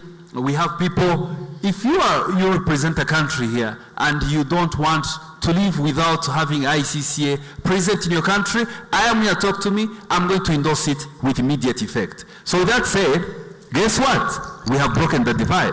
We are having wings unfolded. We are flying in the, as I said, in the storms. Mm-hmm. Trust me, people here won't believe me, but trust me, you're going to do it. And people are going to follow. With that said, we are breaking a record of making sure that the book is how many languages, I don't know. But again, capacity building is going to be done in their language. And so they're going to follow, and this is going to help us penetrate different communities. And hence, we are going to have more than actually a million people. Lena, what do you think? Lena, she's Kenyan. She's going to help us reach Kilui, Kisi, Kikuyu. Which tribe are you? She's going to help us translate. Now she has a mandate to translate in which language do you speak? Every Kenyan is a Kikuyu. Kikuyu. So she's going to put it in Kikuyu, okay? So we are also in Kenya. So as a matter of fact, how many countries, Mark? You can name them. So with that said, Sandra, we are everywhere and we are bridging the gap and the digital divide that you talked about in terms of language barrier. Mm-hmm. And guess what? All governments, whenever we tell them about this, they embrace the idea. Who is left behind? Let it not be you. Ntabe ari wowe utajoininga this movement. Murakoze cyane.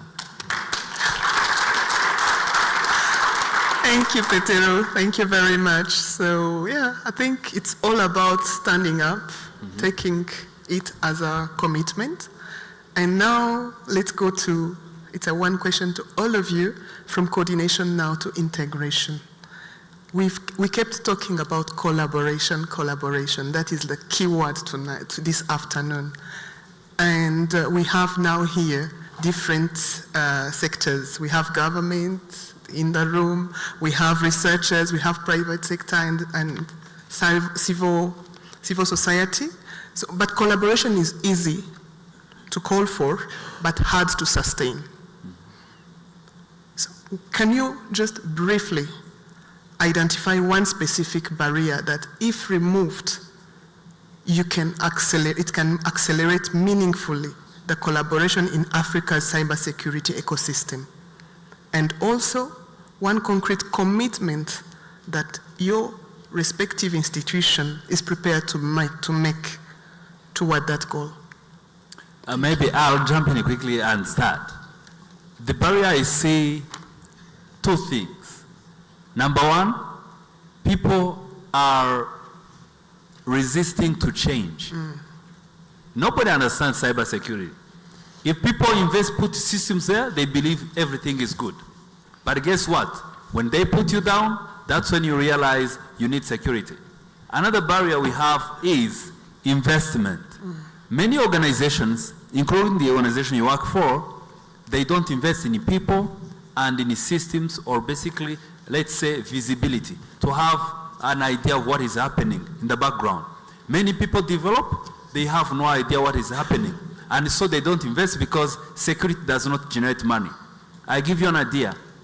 Why can't you invest into what we call security as a service, where you become a security organization to every other person who does not have this other service? Some organizations here are doing it. Why can't you be one of them? Make it very competitive. Produce or even build systems or a SOC that is in the box, that where you can be able to provide SOC as a service. That's an example. Invest the money, sell it as a service, then you have even more money. You understand? If you think security is costly, wait until you are hacked, then you are going to feel it. I can end there. Thank you. Thank you. And what is your commitment then? Well, my commitment, I'm already in the field. I am trying to bridge the gap by making sure that, at least on my end, I can't invest in your organization, but I can train your people. Bring your people, I'm going to train them for free. That's all. Wow. Awareness, investment, and free training. That's Thank it. you. Lena? It's very difficult to speak after Petero. Let me try. You're a Kenyan, you can. You know, some people, they call me Kenyan because I speak for like 4 hours non-stop. They think I'm Kenyan. I'm not. I'm Rwandan. So you can jump in, fellow Kenyan. Okay. I think, Sandra, one thing you're spot on, that it is very easy to call for collaboration, but it's very hard to sustain. So one thing that I would, first of all, so one thing that I would like, it's the barrier that we have is that awareness. The message that I want to say today, that the awareness that there is so much value in diversity. And therefore, the barrier there is that we think that the diversity, I feel like diversity sometimes brings barriers into the collaboration, because if you put people in a room, then it will only take a few minutes before you start hearing the comments like, but you know, for us in East Africa, you know, for us in West Africa, you know, such things. So that awareness that there's so much value in diversity. The commitment that we want to make as a research lab within Carnegie Mellon University, we are really here to provide, to do meaningful research that alleviates actual problems. And so we are very open to collaboration. In fact, Mark and I, a few minutes ago, we were outside. He was telling me we have unfinished business. We will initiate, we will remember, we will make sure that it actually goes, we see it through. So we are open to collaboration. Write to us, talk to us, you know, find me, and then come to us, and we will see what kind of research we can do together to advance the scientific field. Thank you, Lena. Remy?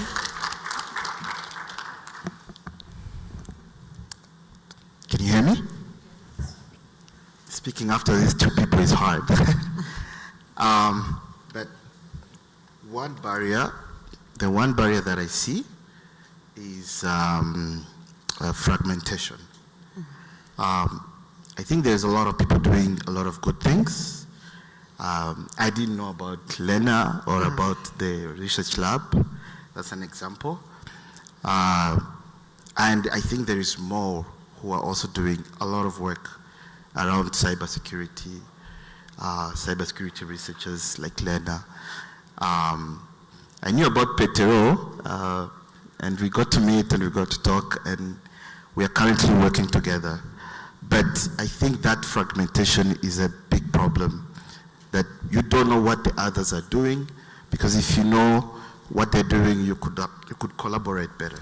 You could work together. You could even avoid multiplying the effort or duplicating the effort. That's a word I was looking, duplicating the effort. For example, currently, now that I know there is a research center, I know that I can find researchers right here, and I don't need to bring researchers from Canada. You know, I can use like Rwandan or African researchers who are here on the ground. And what are we doing about it, or what is our commitment? Our commitment is that we put action to what we say as micro-risk. And ICCA is one of our main examples. ICCA is trying to build an ecosystem, bring the policy people, bring the institutions like universities, and bring us who are in the private sector together. And we are putting in action by first sponsoring this event. I hope you guys are enjoying it. So MicroRisk did help to sponsor it. Do you enjoy it? Can you clap your hands, guys? There you go. And apart from that, Petero talked about the fact that ICCA is currently training about 600 cybersecurity students. micro risk is part of the trainers, the mentors. So we are putting in action. We are part of the mentors. We're helping build this young talent that will also be, one day they'll be our employer, our employees, and like Petero, and and work to improve cybersecurity and cyber resilience in the organization they work in, but also in Africa or specifically in Rwanda. Thank you. Thank you, Remy. Thank you very much. So I think collaboration is key. Collaboration is all about awareness, investment, trainings, and we have everything in Africa to make it happen. That said, thank you all for your participation. Thank you all. Marie-Ange, back to you. Thank you.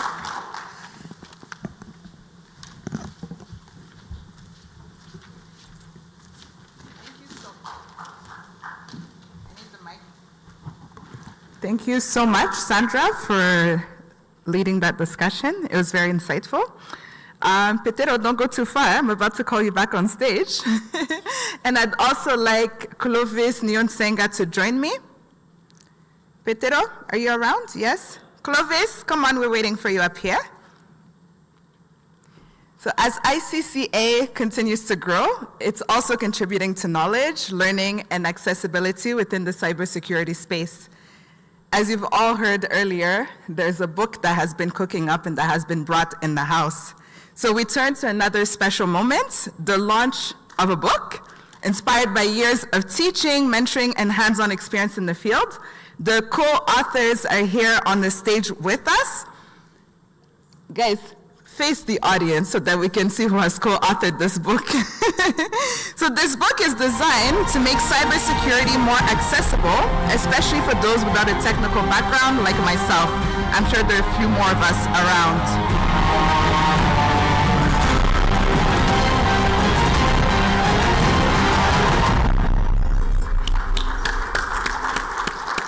So this is a really big moment for the co-authors. You guys smile at the audience as I talk about this book, okay? We have 100 copies available today, and all 100 must go today, right? No, stay here. As I talk about the book, they need to see your smiling faces.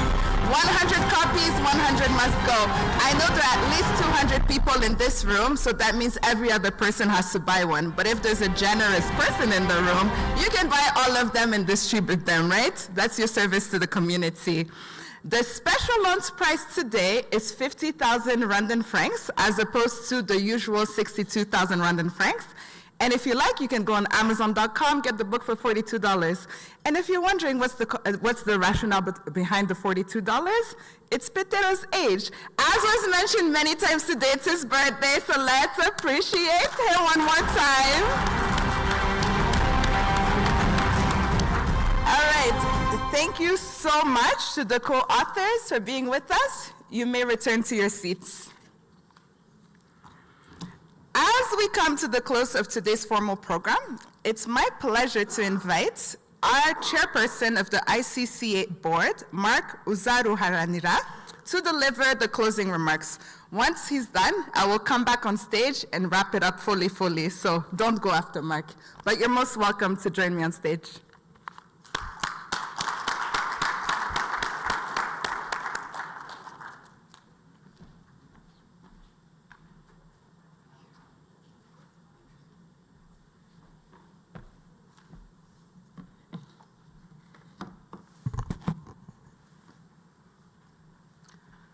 Good evening. Distinguished guests, ladies and gentlemen, I just want to thank you for taking your time joining ICCA, International Cybersecurity Community for Africa, for this official launch. With all conversation happened here,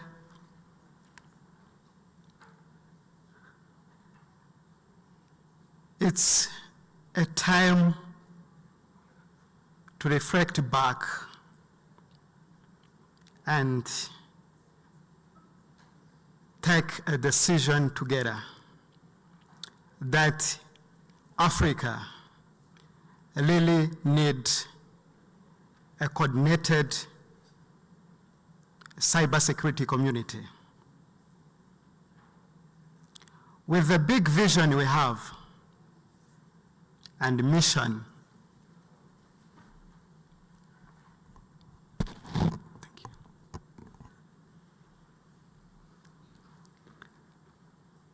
we are very happy that our government of Rwanda and different partners have trusted ICCA to be partner. In this regard, we are inviting you all to join this movement. Today we have not simply launched an organization. We have launched a shared commitment. A commitment to strong collaboration, a commitment to stronger capacity, a commitment to stronger trust, and a commitment to shaping Africa cybersecurity future through practical partnership. Throughout this program, we have heard important reflection, seen meaningful story of impact, engaged with strategic ideas, and witnessed the launch of platform designed to contribute to Africa cyber resilience. This day has reminded us of a simple truth. Africa digital future will be stronger when we build it together. No institution can do this alone. No sector can do this alone. And no country can do this alone. That's why ICCA matters, and that is why your presence here today matters. To our distinguished guests from government, thank you for your leadership. To our partners, sponsors, and supporters, thank you for believing in this vision and helping this event being a remarkable.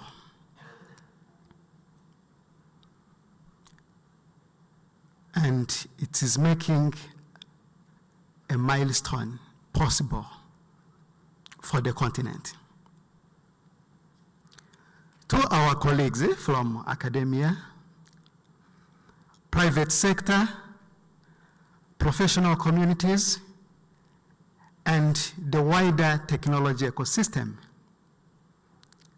thank you for standing with us and for helping us to shape this important journey. The real work now begins. The work of building partnerships, nurturing talent, advancing trusted knowledge sharing, supporting innovation, and shaping stronger cybersecurity future for Africa. So as we leave this launch,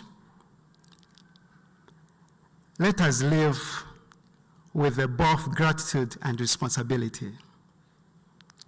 Gratitude for what has begun, and responsibility for what we must now build. To all our guests, thank you for honoring us with your presence. To all our partners and the sponsors, Team Kamli, Microlis Club, ICT Chamber, Huza Lab, and Alpha Entertainment, all who believe in a safer digital Africa, thank you for standing with us today. With gratitude and hope, I now declare the formal program of the ICCA official launch concluded.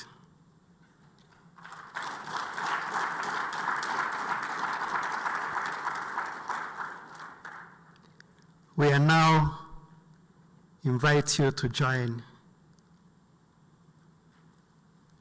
all participants here. Don't leave without networking and refreshment session that follow. And before we fully close this moment, as today also marks as a special personal occasion, I would like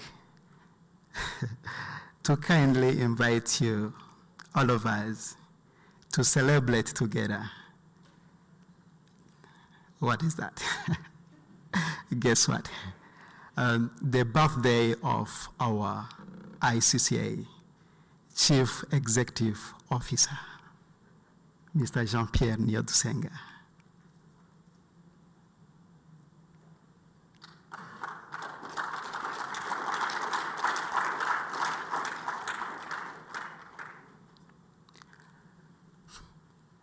With that said, I closed, of course. One note to invite you in July in Texas, Dallas. We are organizing the Giant of Africa in cybersecurity.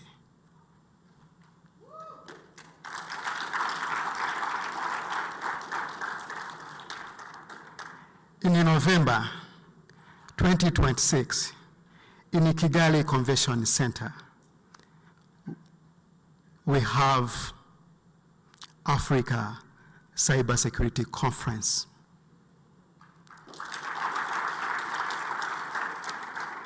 We are going to bring all 54 countries across Africa and the rest of the world, our friends and partners in this house. Are you together with me? Do you support me? Thank you so much.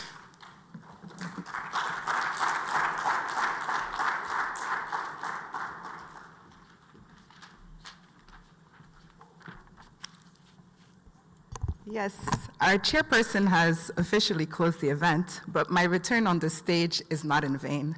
While I was sitting there, a generous person came to share an announcement with me. The CEO of Micro Risk Lab, which you met earlier, Mr. Biringiro, has pledged to purchase 100 books that will be distributed through ICCA to students in Rwanda. A bigger round of applause for that. So, if you heard what I said, all 100 books are gone. But don't worry, we will get more to you guys. All right, so distinguished guests, ladies and gentlemen, from a team of 14 members to a growing continental movement to upcoming summits in Texas, US, and in Kigali before the end of 2026, ICCA is only just getting started. And as we said multiple times, you cannot afford to be left behind, so get on board. On behalf of the organizers, thank you for being part of this important milestone. You've been an amazing audience. We want to once again thank all our sponsors for making this event possible. Chairperson has already invited you for the networking, so before we officially wrap up, I need you guys to put all your energy together, okay? Give me the biggest round of applause to our speakers, our organizers, and yes, just this once for your MC. Come on.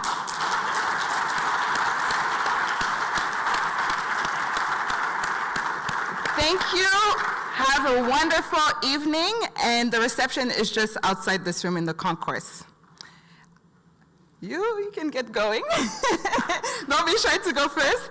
And as we have our guests proceed to the concourse, if the organizers, the sponsors, and the speakers would like to come here for a final group photo, please make your way to the front. Thank you so much.